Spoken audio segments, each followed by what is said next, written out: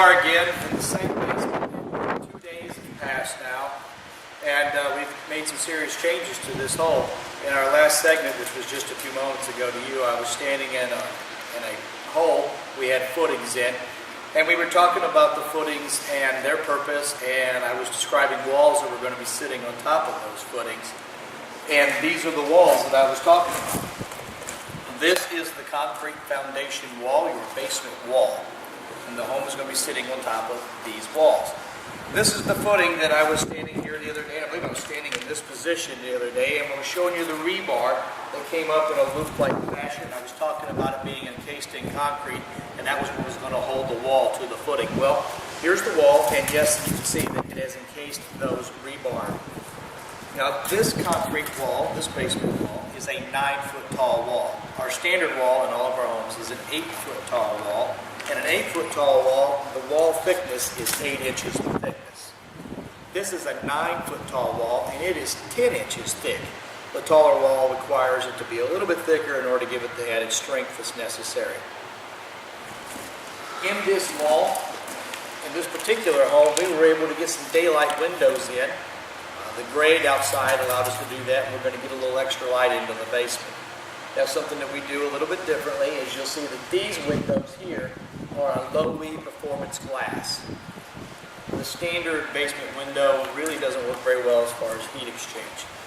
The one thing that you can't see, the most important part of this wall, other than its structural value, is on the other side of it, there is a waterproofing membrane that's been applied.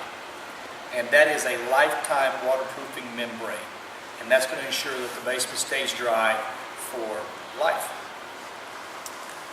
The underground plumbing was placed in just yesterday, and we have passed all our inspections and we covered everything back up. Tomorrow we're hoping to pour the basement floor.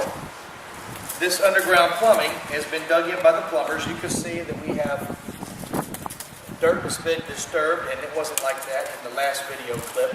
Tomorrow when the concrete guys show up to pour our flat work to do the basement floor, they're going to come through here, rake all this out, and remove all this dirt. So it'll be covered with 4 inches of concrete.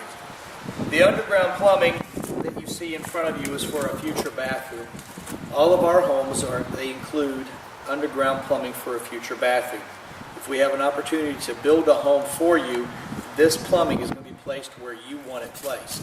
We will design a future basement for you, and then put the underground plumbing and the furnace system and everything in its proper place, so that when the basement's finished at a later date, even if it's not finished by us, the plumbing is where it needs to be so that it works with you rather than against you.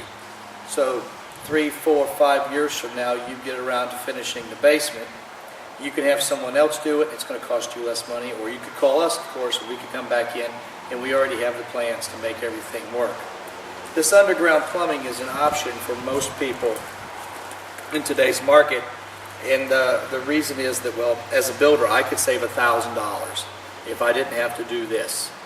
But it's going to cost you, the homeowner, $3,000 to have the work done at a later date, because it's going to involve a jackhammer and a concrete saw and just a lot of unpleasant work.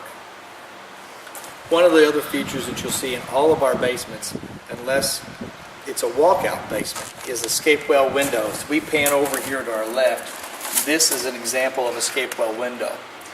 This window well system creates a means of egress to get out of the basement, other than having to go up the stairs and through the home. In this particular home, there's going to be a bedroom placed right down here. Well, the bathroom that I just walked through is going to service this guest room. In any event, unlikely, and hopefully it never happened, but if there were ever a fire, this would be a means for the person sleeping in this bedroom to get out without having to go up the stairs. And they just simply open this window up, it slides smoothly over to the side, and then they can climb out this window. This window, by the way, is large enough for a firefighter with his gear to get through. That's part of the definition of an egress window. There is a metal window well, which is like a large window well, same one you see on outside of a window, but this is much larger.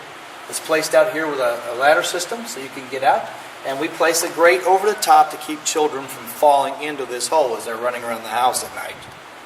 There is a drain system that's integrated into this, And it is filled, as this one is filled, with 3.5 foot of 1-inch clean rock. And that's to keep this drain from ever clogging up and making sure that water that gets in here has a place to go and not come in through the window to keep them from leaking. And this is also an energy rated window. It's double pane insulated. And it's sealed up so that we don't get any air infiltration.